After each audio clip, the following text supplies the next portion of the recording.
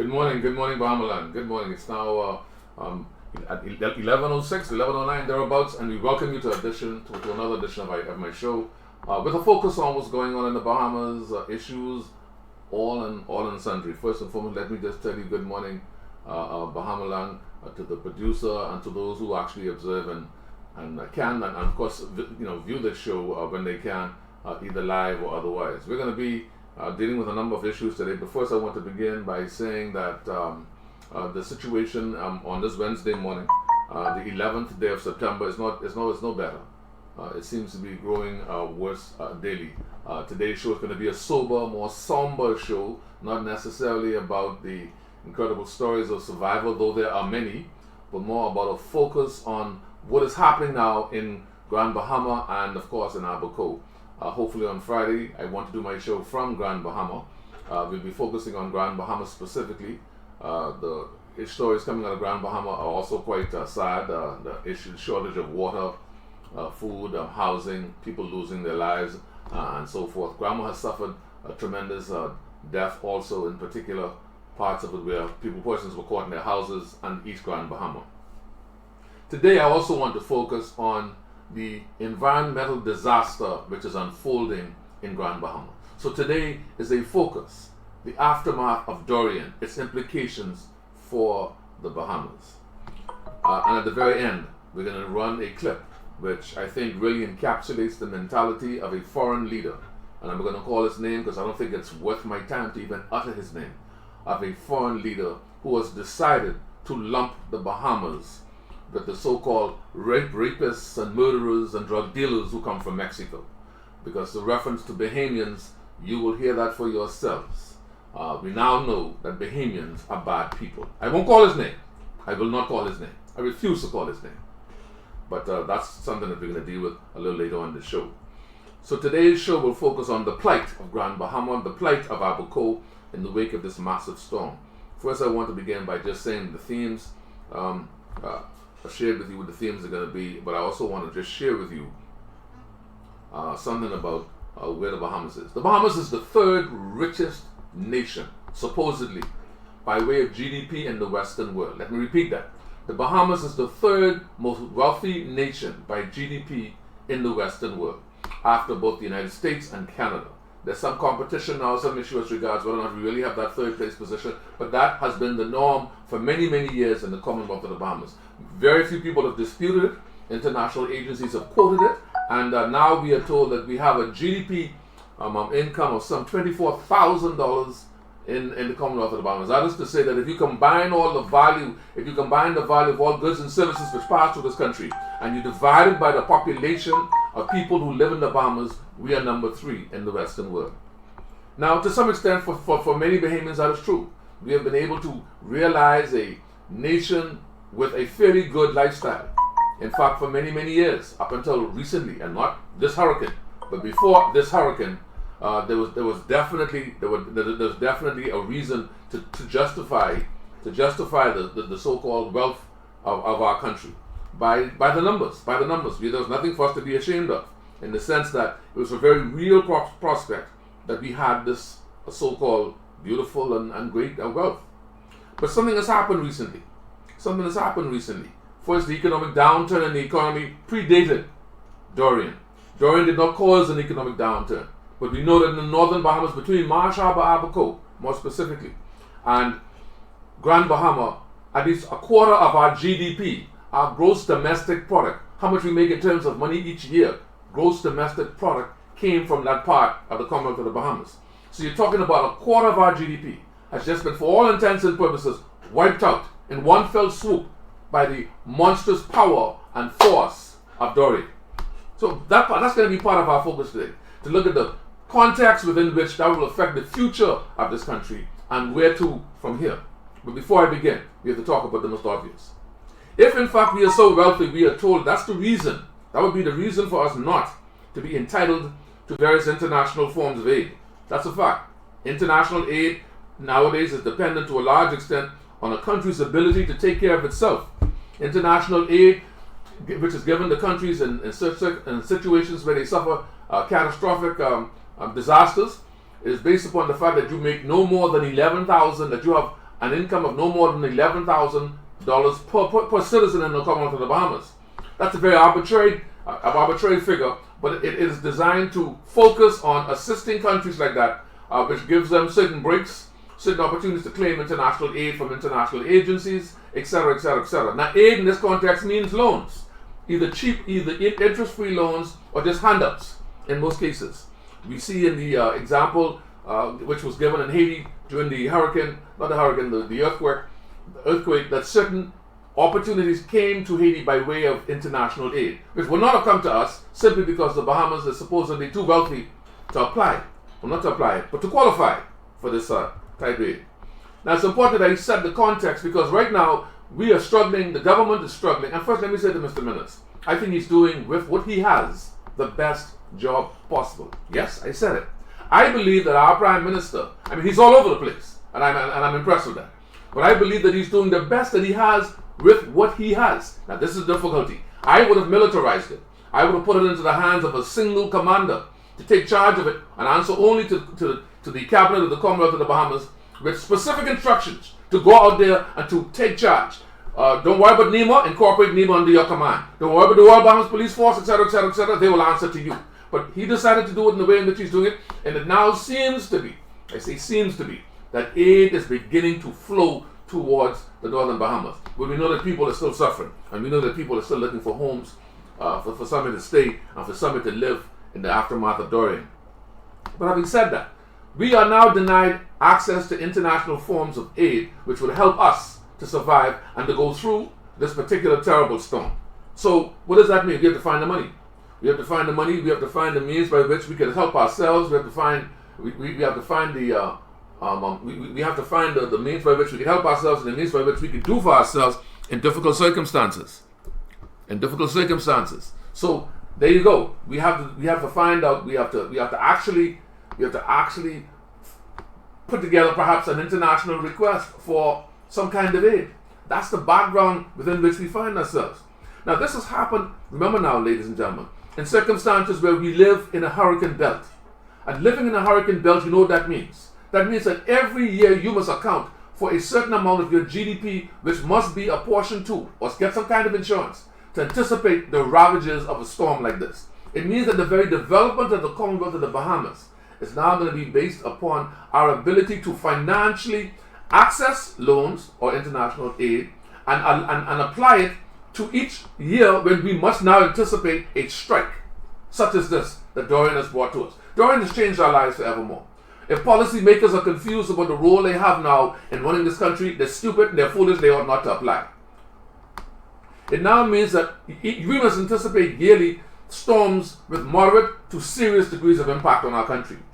We were very thankful that this particular storm did not strike New Providence. Because I am telling you, had this hurricane struck New Providence, it would be unimaginable, the loss of life in my view, and the catastrophic damage which would have taken us back into the fishing village status that we used to be.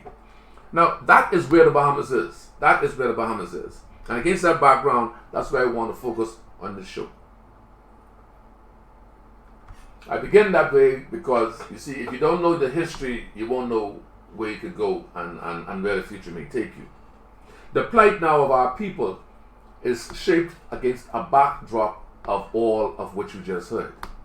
Look at that photograph behind me, which has just been brought up. And of course, we're going to show another one showing the state of Grand Bahama and the oil spill.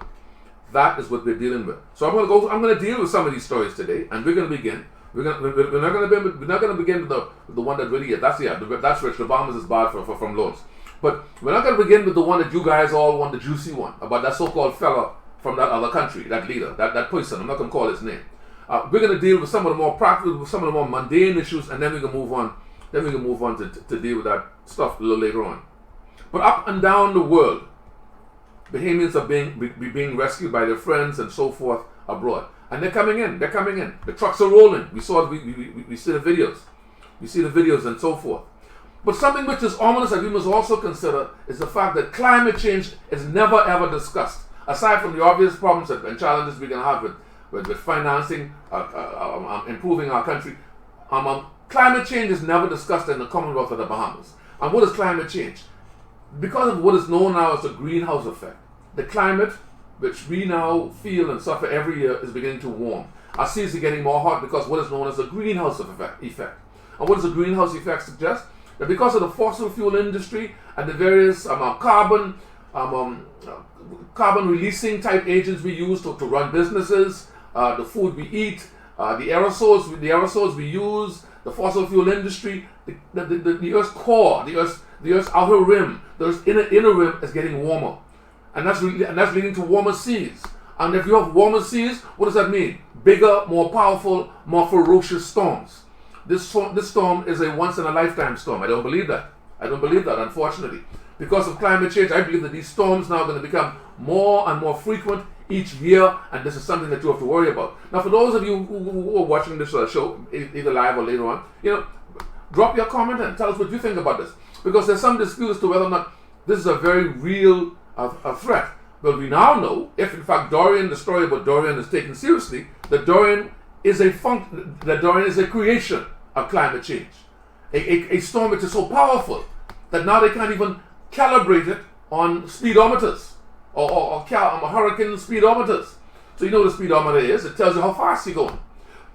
We have been able to build and anticipate storms to a speed of 150 mile an hour winds in the Commonwealth of the Bahamas. And we're supposedly one of the best in the region for the strength with which we build our homes. 150 mile an hour winds. But clearly 150 mile an hour winds were not the winds that blew across Marsh Abaco and over Grand Bahama. We faced, some say, as winds as high as 220 miles an hour, 185 miles an hour, and so forth. That fast and that deadly, so much so that it resulted in massive, as we now see, massive destruction, genuine destruction, and untold death. And the numbers are still coming in. Against that background, we face an ominous future. What do we do about climate change? What do we do? How do we answer the challenges of climate change? How do we answer? And deal with the destruction which has been caused? Well, there was an article in the Guardian. The British Guardian, and it was a very important article. How much destruction is needed for us to take climate change seriously? I'm going to recommend this article to those of you who actually watch this show. Because aside from the fact that we seek to bring the news and views to you, we also feel that we are obliged to teach and inform. That particular article is as clear as day. It's written by a writer, Kate Aronoff, and she talks about the clear threat, the clear and present danger and the threat which is posed by changing climate conditions in the world around us. And I quote, "Whether human civilization stays intact amid this worsening weather depends on recognizing our shared humanity and designing policy accordingly." So I turn now in my show now to talk about what responsibilities and obligations policymakers have. And the policymakers would know who they are. They're the politicians. They're the men and women who run this country, who seek to provide leadership in a difficult time. And the leadership that we need is some demand at international levels for the human race to take this question of climate change seriously. Because if we don't, it will make refugees of most people, brown and black, from the southern regions of the world, having to push north just to survive. Clearly, that's happening now in the Caribbean. That we've now had the strangest weather patterns, resulting in the most ferocious storms, and now we must concern ourselves with whether or not the human race, the Bahamas, is a viable option in terms of being subjected to these weather patterns. Rising temperatures don't make hurricanes more frequently, but they do help make them more devastating. That is a climate weather fact. Each of the last 5 years we've seen Category 5 storms pass through the Atlantic, brewed over hotter than normal usual waters. How many people have to die before political leaders treat climate change like the global catastrophe that it is? That is the question which is posed. How many people have to die before political leaders treat climate change like the global catastrophe it is? We know that particular leader from another place has been criticized for golfing, as Dorian blew through the Commonwealth of the Bahamas. He was playing golf and driven. But it is also, perhaps that's a metaphor. That's a metaphor for the way in which the rich seem to be unconcerned about the needs of humanity. And humanity dies and withers away. And when we say humanity, there are more poor people in this world, more average people in this world than there are rich. So we understand why that fella from a different country was golfing, because he was clueless as to the emergency which clearly impacted us. And let me be fair to that fella from a different country, because the U.S. military is seemingly as mobilized. We don't know to what extent and to what degree, but it is mobilized. We know that Senator Rick Scott and Senator Marco Rubio in Florida, and we thank them, have actually recommended and pushed for an opening of the border temporarily for Bahamians to find relief and rescue and escape from the valve which has been created by the devastation of Dorian. We know all of that.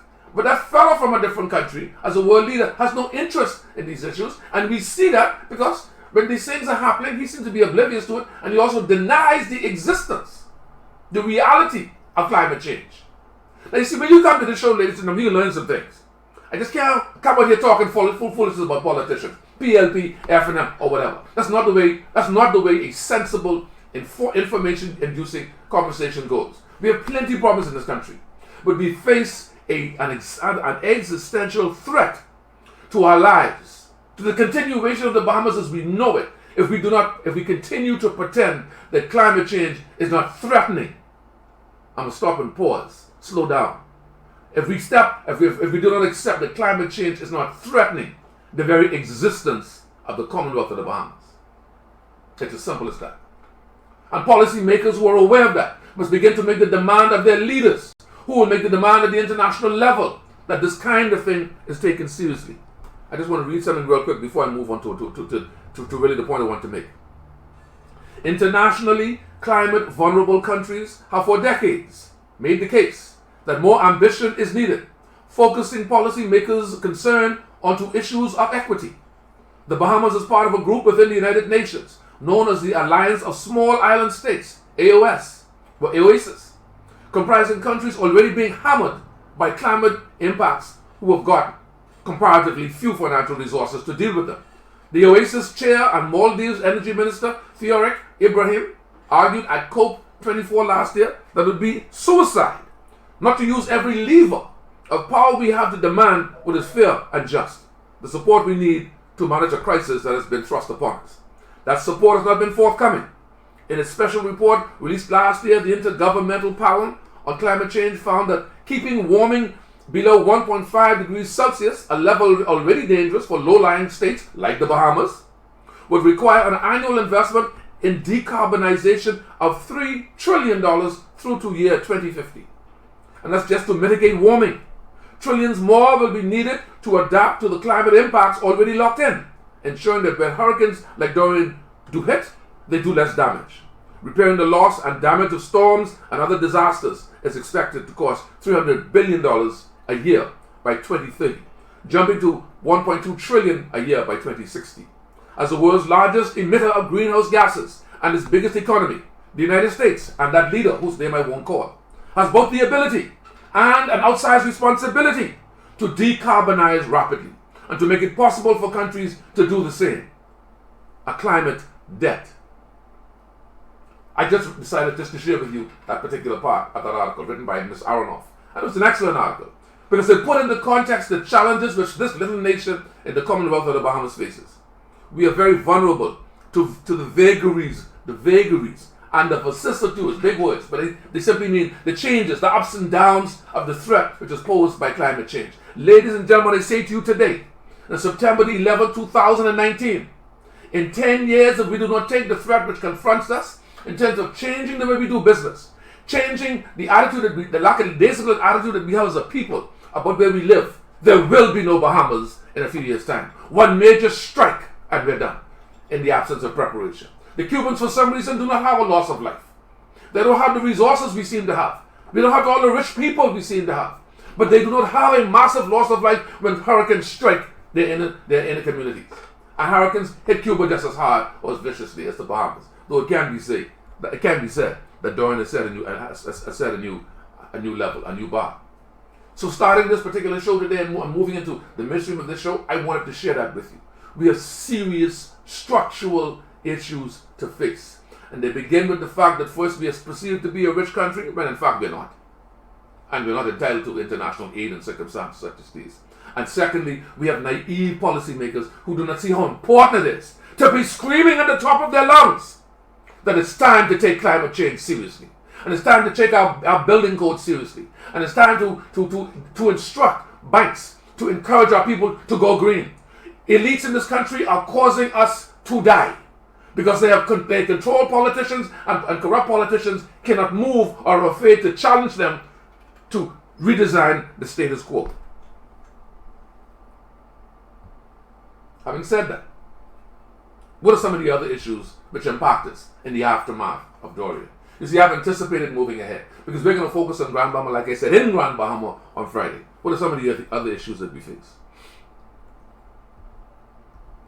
In the aftermath of Dorian, we have seen some very, very strange things. And I just want to pull up a photograph for you to look at. And that photograph is a photograph of High Rock, Grand Bahama. Because I want to really tie off, to encapsulate, to bring together, to tie all the sinews together about this serious threat that climate change poses.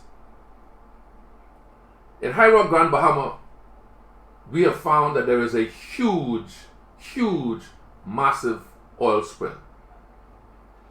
After the eye wall of Hurricane Dorian crossed the island, multiple large oil storage tanks have been destroyed and spewed large amounts of oil into the atmosphere and the surrounding area, into the water table included. This, in and of itself, is quite serious. And as you can see, the video which you're observing this behind me is telling the tale of how serious this is. Mr. Producer Mindy, if we could go back just 1 sec, I want to if we could just get to just the top of one of those domes. If we could look at those domes again. Yes, there you go. As we are panning over, as the camera is panning over those domes, you can see the oil spill around those domes. The 1, 2, 3, 4, 5, and they all seem to have popped their tops. Now, can you know what it is to open up a can of a can of Coke or whatever? You just simply do what you got to do, and it pops open, and you know that inside there is a great deal of pressure which is built up, and it essentially just pops open, and you do what you got to do. Now, in High Rock, that is an oil storage facility. They fear that with the next major rainfall, the oil will begin to wash into the soil, and that will have catastrophic consequences for the soil, for the vegetation, and for the water table. Now, I seem to recall a few years ago a big debate about this Oban. I seem to recall that. Now, we remember the difficulty with Oban. Remember now, this is a show which focuses on the aftermath of Dorian. I seem to recall that we were hell bent at one point in trying to put Oban to the Bahamian people as a savior for them. That is to say, it was considered to be the manna from on high. It could provide jobs. It was good for the country. Strangely and curiously enough, they had no economic impact assessment, no EIA to justify that investment. And they had no ecological investment assessment, an eco investment assessment, to determine if in fact it was wise to put the so-called refinery known as Oban in that area. But if you look very closely now at what this gentleman is doing, he's picking up oil which is seeped from an oil storage facility, not an oil refinery in East Grand Bahama. If this hurricane has not told us how dangerous and how crazy it is to even consider moving forward with Oban, I do not know what more we need. If we as a people, as a foolish people, move ahead to deal with an investment in Oban, having regard for what we are looking at, we are a mad people, and we deserve whatever we get. If the mighty dollar is going to allow us to expose the Commonwealth of the Bahamas to more of this madness without ensuring the security of these facilities before they're put on the ground, then I don't know what more we must ask of the Bahamian people and of our leaders. This, to my mind, invites an immediate lawsuit by the Bahamian people against the company responsible for the madness of this destruction, for the way in which those tops popped off of that storage facility, and for the way in which the atmosphere is now being destroyed. This is what Dorian has brought home to us. The environment covered in oil, seeping into the land, poisoning the creatures, poisoning the animals, poisoning our water table. A precious, rare supply now of water in Grand Bahama being worsened by this disaster. Ladies and gentlemen, today is what this show must be about. Dorian in its aftermath. Because Dorian is a lesson for us that we cannot afford to continue having regard for the fact that we have options to move in the direction of these type investments when we know that we have alternative energy supplies. Policymakers must be harassed and they must be told, no, you do not and you dare not move in the direction of an Oban plant. And you demand from your policymakers that they sue the everlasting pants of the owners of that particular storage facility. For it has destroyed, or is destroying as we speak, huge swaths of East Grand Bahama. How much more Bahamas can we put up with this? How much more must we put up with this? How much more will we speak to this? Now, I come to this conversation not fully understanding what Oban was all about. I wrote an article and made it very clear that Oban was a ridiculous idea. I now see why Oman must be a ridiculous idea. Because Dorian has told us that Oban is a ridiculous idea. In fact, Dorian came with a message to the Commonwealth of the Bahamas. Join the modern world. Fight for climate change protection or climate change protections. Abandon fossil fuel energy. Because fossil fuel energy, it will destroy the planet and will destroy the Bahamas. Well, we see there in total raw technicolor. 1, 2, 3, 4 covers popped off because of the massive strength and power of Dorian. Well, if I've come to this conversation late, forgive me, but I've come to the conversation. I now need to know what you, our listeners and commentators to this show, are about to do. It is now time for us to seriously consider telling MPs that you must not come to my door talking about fossil fuel investment, as if somehow this is the only means by which we can power this nation and fire up this nation with energy supply. That's a nonsense. That is what Dorian is doing for us today. It is giving us the proverbial wake-up call. Ding dong! Ding dong! I was trying to bell in this room. Ding dong! Ding dong! This is the time now we must hear the alarm. This is the time that the Bahamian people must act. Because a failure to act, as far as I'm concerned, is almost like an act of treason.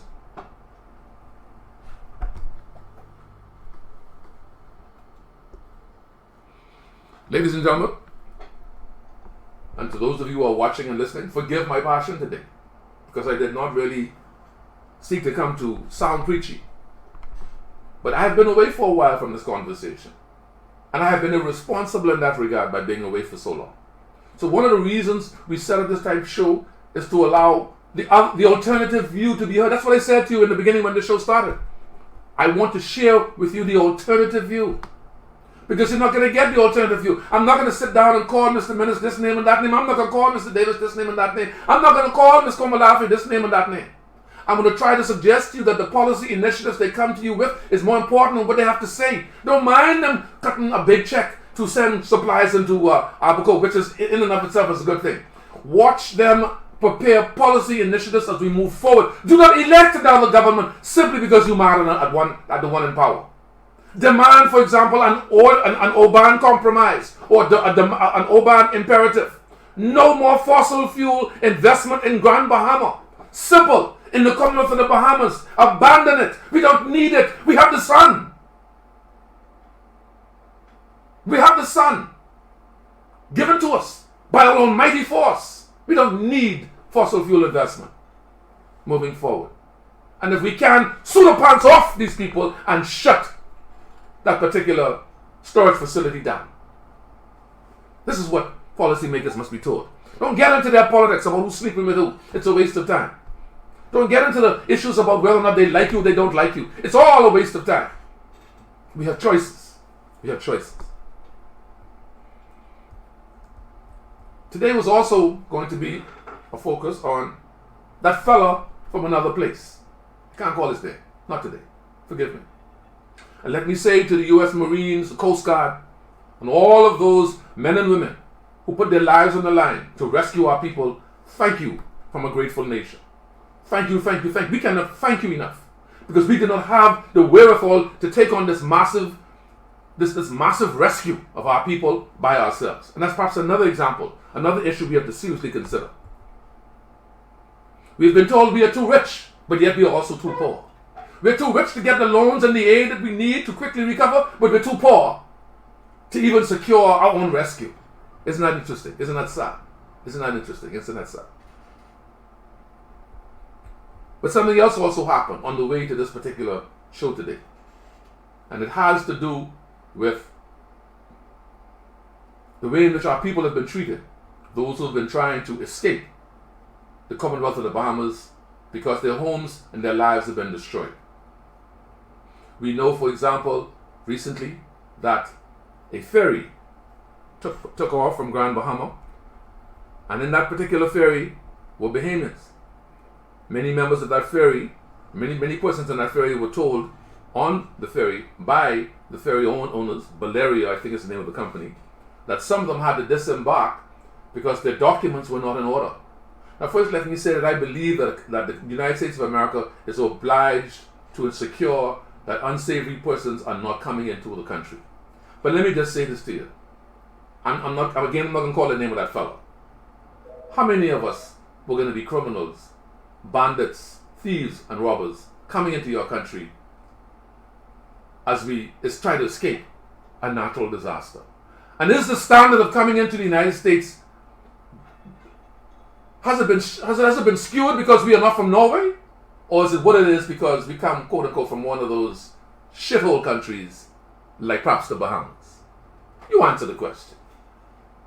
You know what that fellow's position is. He has made it very clear how he feels about Norway on the one hand and other countries on the other hand. But something happened on that particular day, and it drives home the point that we must be grateful to people like Rick Scott, Mr. Rubio, and others who argued for Bahamians to be allowed to come into the Bahamas, to the United States, without having to provide the kind of documentation, let's say, that others have to provide. We know that most Bahamians can travel into Florida simply on the police record. Simply on the police record. But in circumstances where this is a natural disaster, how are people being turned away? None of them have been accused of being criminals. None of them have been convicted in a court of law for an offense committed. Why then are only Bahamians? Why then, not only Bahamians, why then are our people being treated in a way which is similar to the way that people have been treated on the Mexican border with the United States? Is there a similarity? Is there a reason for concern? Should our policymakers not try to make their best approach to the powers that be, Marco Rubio, people like Senator Rick Scott, to make the argument that we must not be demonized the way the American border with Mexico has been demonized? This is a national emergency. How can we begin to speculate about the propriety of people coming in when clearly, if they have no criminal record, if they were criminals, they'd be in jail. If they had a criminal record, that would be in their police record. It would seem to me to be odd that you would now require from them that they apply for a visa to go into the United States. But these are some of the things that we're now being subjected to. This is because, again, our people are not from Norway. We are from one of those shithole countries in the Caribbean. The third highest GDP in the Caribbean. But this is the way in which we are now being treated. Ladies and gentlemen, and for my listeners and viewers, forgive me with the use of that language, but I have to drive the point home. I have to drive the point home. We have to decide how we are going to conduct our business as a sovereign nation or abandon it. Apply for protected status of the United States or Canada. Just forget it. Let's forget the pretense of trying to be a sovereign nation where we take care of our own needs. We cannot allow our people to be treated this way. There's been no statement forthcoming from the leader of this country in this regard. There's been no statement forthcoming about this particular treatment that I know of from the Progressive Liberal Party. There's no been statement forthcoming that I know of from the leader of the DNA. You see, I have to try to be like an equal opportunity critique. Okay, yeah, a critic, I should say critic. I can't pretend that somehow it's personal to simply one or more of them. It's unfair to even want to drive that particular conversation. It's unfair. It's unfair to them. So again, our people must be wary of that. We must try to do our best to ensure that our people are treated with dignity and respect as they travel abroad. Now finally today, and we didn't take a break because I really wanted to deal with the issues which I felt were very, very important.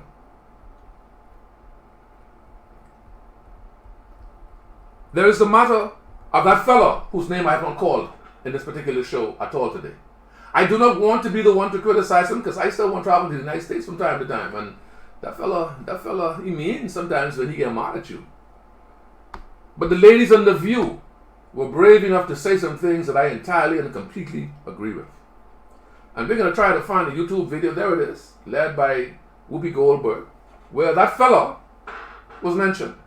And perhaps appropriate conversation was had about the bad people who come from the Bahamas. Listen, ladies, we have been demonized. Let me just tell you how serious this demonization got. The Guardian covered it in Great Britain. European news medium covered it. AP covered it. The New York Times covered it.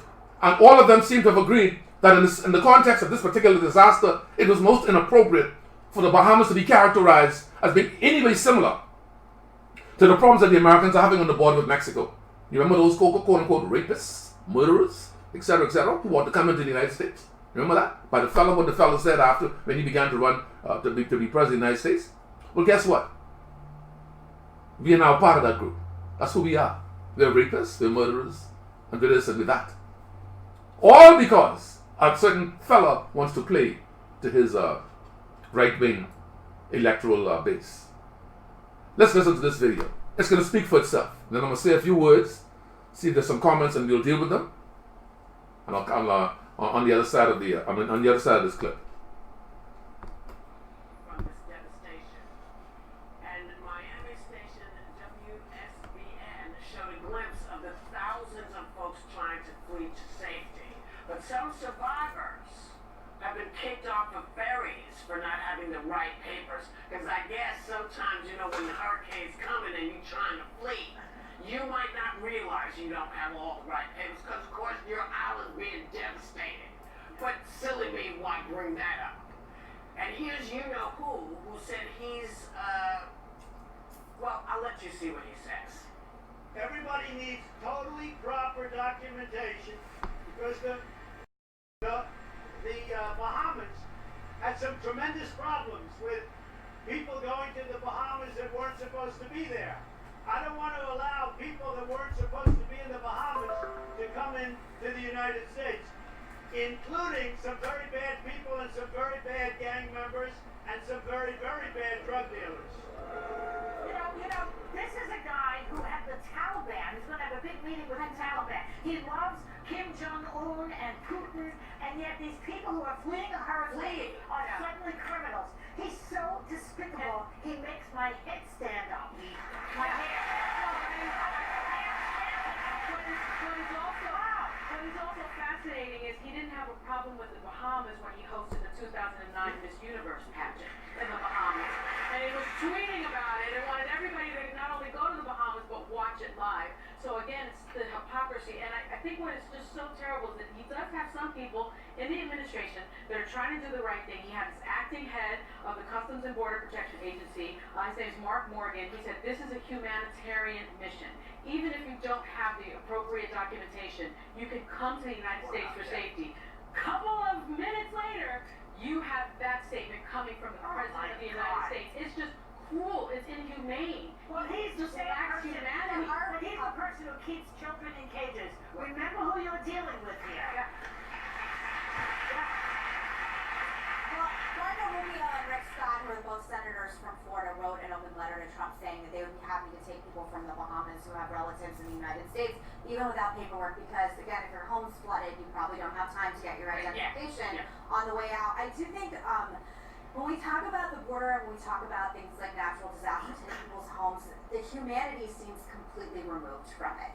These are people, God forbid, my house is flooded and I have no place to go. And the best part about America is I still believe, like Ronald Reagan said, we are a shining beacon on a hill. So why can't we help our friends in the Bahamas, who, by the way, help a lot of rich people with taxes and tax shelters down there, and have 6 million Americans coming for tourism every year. So I don't understand why he's not. And Marco Rubio and Rick Scott are Republicans. Like, I think that at least if they had a hurricane in Norway and they were all coming here, I think he would be fine with that. I don't know why we're sitting here surprised by this. Yeah. We're not surprised by This it. seems to be he goes there every time there is a natural disaster or any time there is a problem with refugees or people trying to flee their country. And you're right, this place has always been a beacon on a hill. But where is, as the leader of this country, this is a moment where you speak to them to say, we are here for you, we are thinking about you, not you're not Now, welcome. here's it. How do you not look at this man and say, this is a racial problem? How do you not, I don't think people don't think it's a racial thing. No, but people are constantly saying, well, you always, talk about race. Yeah. Well, this is a race card. This is a race card. The card can't get any bigger than this. Yeah. This is like, You don't want to constantly giant, point it out. how do you, It's right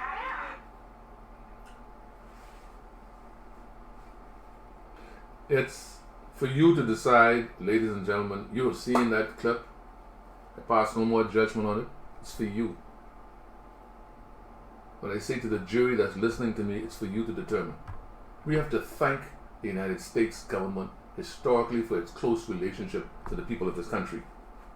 We are being demonized and lumped in with people with whom we have no company and no right to be mixed up with.